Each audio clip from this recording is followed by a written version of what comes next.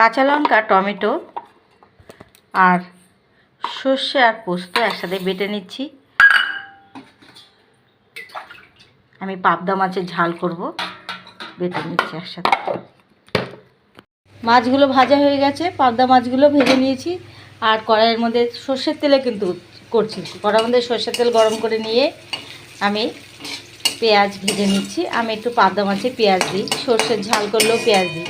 এখানে সর্ষে আর পোস্ত দিয়ে করছি তো, তাও আমি পেঁয়াজ দিলাম। পেঁয়াজ ভাজা হয়ে গেছে, সর্ষে, পোস্ত, টমেটো, কাঁচা লঙ্কা একসাথে বেটে রেখেছিলাম, দিয়ে দিলাম।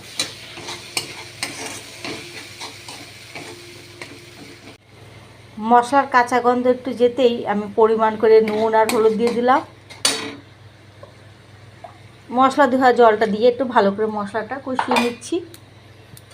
কষিয়ে তারপরে জল দিয়ে দেবো। ঠিক আছে, তেল ছাড়তে শুরু করেছে, জল দিয়ে দিলাম। জল দিয়ে ঝোলটা কিন্তু ভালো করে ফোটাতে হবে, তবে মাছ দিতে হবে।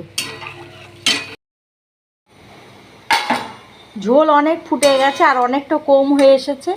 এই সময় মাছগুলো দিয়ে দিলাম, পাবদা মাছগুলো দিয়ে ভালো করে একটু ফুটিয়ে নেব।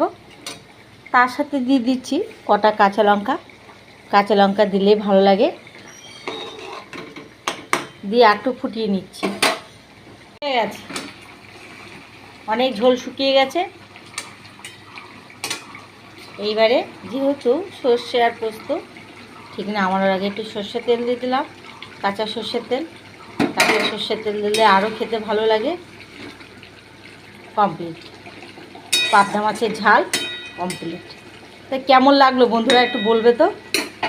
মেয়েকে দিয়ে দিয়েছি খেতে, ও খেয়ে নিক। এখানে দুটো পাবদা মাছ দিয়েছি আর কাঁচা লঙ্কা যেটা দিয়েছিলাম সেটা দিয়েছি, ও এইটা দিয়েই খেয়ে নেবে। তাহলে তোমাদের সাথে কিন্তু আবার দেখা হবে।